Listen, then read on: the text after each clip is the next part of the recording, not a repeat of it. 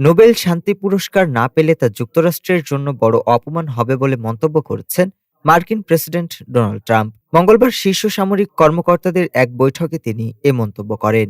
Trump দাবি করেন, বিশ্বজুড়ে সংঘাত মীমাংসায় তিনি গুরুত্বপূর্ণ ভূমিকা রেখেছেন, অথচ পুরস্কার পায় এমন লোক যারা কিছুই করেনি। এ সময় তিনি যুক্তরাষ্ট্রের অপরাধ ও অভিবাসন সমস্যাকে অভ্যন্তরীণ যুদ্ধ হিসেবে উল্লেখ করে সেনা মোতায়েনের ঘোষণা দেন। তিনি জানান, ডেমোক্র্যাট নিয়ন্ত্রিত শহরগুলোতে অপরাধ দমনে সামরিক বাহিনী ব্যবহৃত হবে এবং ইতোমধ্যে বিশেষ কুইক রিয়াকশন ফোর্স গঠনের নির্দেশ দিয়েছেন তিনি। ট্রাম্প আরও বলেন, এই লড়াই দেশের ভিতরের শত্রুদের বিরুদ্ধে, যা নিয়ন্ত্রণের বাইরে চলে যাওয়ার আগেই থামাতে হবে। একই সঙ্গে সাংবাদিকদের অসম্মানিত বা ঘৃণ্য ব্যক্তি বলেও আখ্যা দেন তিনি। ডেস্ক রিপোর্ট, আজ বার্তা।